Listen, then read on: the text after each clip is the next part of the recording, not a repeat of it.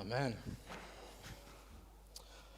Well, heddi, ni'n mynd i fynd syth at y darlleniad ag at y gair. We're going to go straight to the reading and the word today. So please turn with me, if you want to turn with your Bibles or look at the screen, to Ezekiel 36. Ezekiel 36.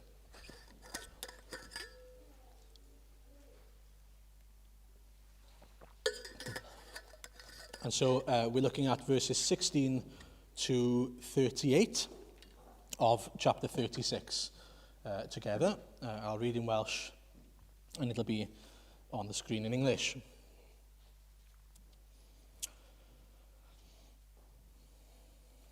Daeth gair yr arglwydd ataf a dweud, Fab dyn, pan oedd ti Israel yn byw yn ei gwlad ei hunain, yr oeddent yn ei halogi trwy ffyrdd a'i gweithredoedd. Yr oedd ei ffyrdd i mi fel halogrwydd misol graig. Felly, tywelldais fy llyd arnynt, oherwydd iddynt dywall gwaed ar y tir a'i halogi a'i helunod. Gwasgerais hwy ymhlith y cenhedloedd, nes ei bod ar chwal trwy'r gwledydd, fe bernais yn ôl ei ffyrdd a'i gweithredoedd. I ble bynnag yr eithant ymysg y cenhedloedd, yr oeddent yn halogi fy enw sanctaidd, oherwydd fe ddywedwyd amdanynt, pobl yr arglwydd yw'r rhain, ond eto fe gyrwyd allan o'i gwlad. Ond yr wyf yn gofalu am fy enw sanctaidd, a halogwyd gan di Israel pan eithant allan i blith y cenhedloedd. Felly dywed wrth di Israel, fel hyn y dywed yr arglwydd yw. Nid dy fwyn di Israel yr wyf yn gweithredu, ond mwyn fy enw sanctaidd, a halogaist pan eithast allan i blith y cenhedloedd. Amlygaf sancteiddrwydd fy enw mawr, a halogwyd gen i ti ymysg y cenhedloedd. Yna bydd y cenhedloedd yn gwybod mai my fi yw'r arglwydd, medd yr arglwydd yw, pan fyddaf trwoch wi yn amlygu fy sancteiddrwydd yn ei gwydd. Oherwydd byddaf yn eich cymryd o blith y cenhedloedd, yn eich casglu o'r holl wledydd, ac yn dod â chwi i'ch gwlad eich hunain. Ta'n ellaf ddŵr glân drosoch i'ch glanhau, a byddwch yn lan o'ch holl aflendid ac o'ch holl eilunod. Rhof i'ch yw gallwn newydd, a bydd ysbryd newydd ynoch. Tynaf allan ohonoch y galon garreg, a rhof i'ch wy galon gig. Rhof fy ysbryd ynoch, a gwneud i chi ddilyn fy neddfau a gofalu cadw fy ngorchmynion. Byddwch yn byw yn y tir a roddais i'ch hynafiaid.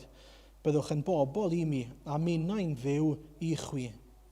Gwaredaf chwi o holl aflendid, byddaf yn galw am y grawn ac yn gwneud digon ohono.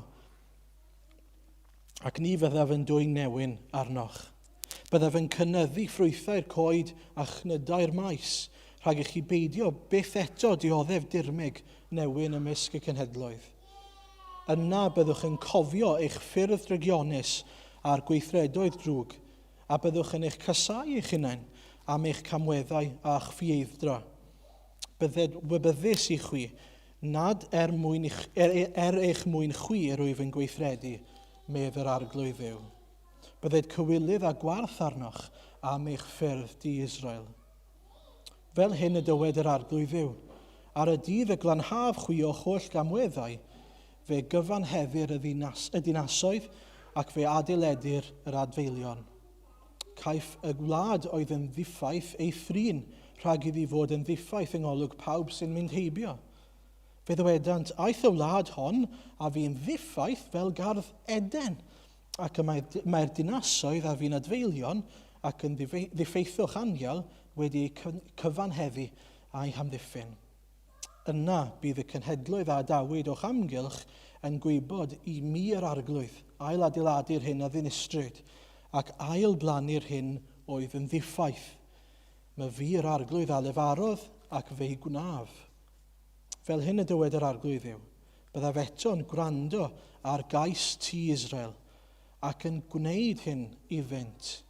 Byddaf yn amlhau ei pobl fel praidd, mor lluosog a phraidd yr offrwm, mor lluosog a phraidd Jerusalem ar ei gwyliau penodedig. Felly y llenwyr y dinasoedd a fi'n adfeilion a phraidd o bobl.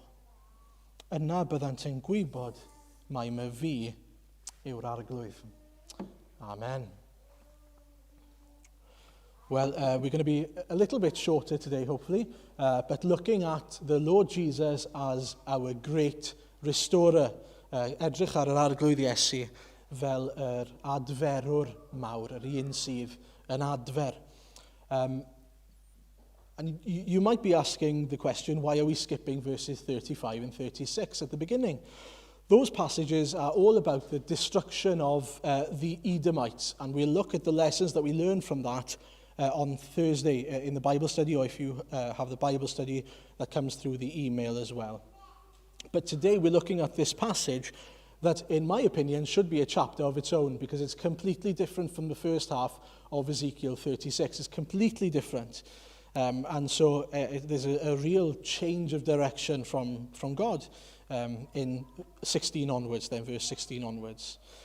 Ond un atgoffa ni, penod 34, edrychwn ni arno wythnos diwetha, lle gafodd Iesu ei ddatguddio i ni neu amlygu ni eto fel y bugail mawr fyddai'n dod i geisio ac i achub y defaid coll, i casglu nhw, i bwydo nhw, i harwain nhw, a'i cadw nhw. Fe yw'r bugail mawr, ni yw'r defaid, ac y darlun bach dearol oedd bydde fe'n dod i gasglu pobl Israel yn ôl i'w gwlad, y darlun mawr bod e'n un sydd wedi dod i'n ceisio ni bechaduriaid a'n casglu ni nôl i'w braidd ac i'w gorlan i ni gael gwneud 4 peth te, troi at, adnabod a dilyn, gorffwys yn abrefu am y bugail mawr.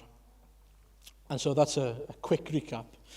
On heavy, today then, it's all about restoration. It's all about how God restores his people. Now, I remember the day after passing my driving test, I decided to go down on a trip to see my grandmother in Llanelli. We used to live in North Wales at the time, so I thought to myself, what better than a 4-hour trip down to Llanelli to see my grandmother. You can imagine my parents were thrilled about the idea. Wel, ar y ffordd lawr, nes I stopo am betrol. Ond yn anffodus, nath y car oedd tu ôl I fi anghofio stopo.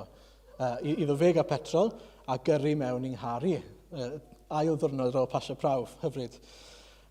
Diolch byth, gafodd neb I anafu a oedd pawb yn iawn, ond oedd llanast llwyr ar y car, fel chi'n gallu dychmygu. It was in Aberystwyth, if you're interested, in the petrol station in Aberystwyth, yeah, halfway through. Well, the car was still sort of drivable, so I thought, well, I'll carry on going, better than going home at this point. I don't know why, but probably would have been better to go home if I'm honest, but there we are. Went to see my grandmother, told my parents what had happened, and they said, oh, you better come home just in case there's something wrong with the car. So I drove home with a few parts in the boot, but turns out the car was a complete write-off, gone, no hope. The insurance company decided the car wasn't worth the job. It wasn't worth the time and the effort to fix it. But my dad, he had other ideas. He thought it was worth fixing the car, right? So he said, you know, if you have a car that's a write-off, what you can do is you can tell the company, I'll buy the car off you for scrap value, and then they give you whatever the car is worth. So that's what we did. Well, ar ôl rhoi lot o waith I mewn I drwsio'r car a prynu partiau o scrapyards a pob math o bethau gwahanol, wnaethon ni lwyddo trwsio'r car a gwneud elw ar yr un pryd. O, dad wrth I fodd. Oedd e mor hapus, achos nid yn unig oedd y car yn gweithio, ond o'n I wedi gwneud profit hefyd. Wel, sy'n bu gwell os e. Ond ar yr un pryd, rhywsut, nath y car ddod yn fwy gwerthfawr I ni, oherwydd bod ni wedi gwneud y jobyn yma. Oedd y car yn fwy na jyst car o'n I wedi cael a talu amdano nawr, o'n I wedi mynd trwy'r daith yma, wedi buddsoddi yn y car, a wedi gweld y car drwy y gwaith o adfer, a felly oedd y car wedi dod yn special I ni fel car. Oedd dim byd yn special am y car I hynna'n, ond oedd e werth rhywbeth mwy I ni nawr na just car. Well, here in Ezekiel then, Israel is a mess, you could say a write-off. They as a nation have no future as far as everyone else is concerned. If you remember, chapter 33, Israel has fallen. There is no hope. They've been scattered. There's no chance that from this, from a worldly perspective, from this nation there would come another king and a Messiah then, which is what they were waiting for. Their name as a nation meant nothing, especially to other nations around them by now. They had no future and no hope. Ond, daeth gair yr arglwydd ataf a dweud, the word of the Lord came to me and said. A beth mae'r y darn yma I gyd yn dweud mewn gwirionedd ydy Duw yn dweud, alla I wneud rhywbeth gyda'r llanast yma. Alla I wneud rhywbeth gyda'r genedl yma. Mae gen I gynllun dwi'n mynd I eu hadfer nhw. Maen nhw werth rhywbeth I fi. Hyd yn oed os dyn nhw ddim I weld bod yna unrhyw obaith yn y byd, maen nhw yn mynd I ddod yn llwyddiannus eto. Maen nhw yn mynd I ffynnu fel cenedl eto. A disclaimer te, mae cymaint o bethau yn y darn yma gallen ni sôn amdanyn nhw byddwn ni yma trwy'r dydd. Felly dwi wedi dewis rhai pethau oedd ar yng nghalon ni fel y prif bwyntiau falle ni'n mynd I edrych arno y bore yma. So the main points we're going to look at then. The first thing, God says you're a write-off because of your sin.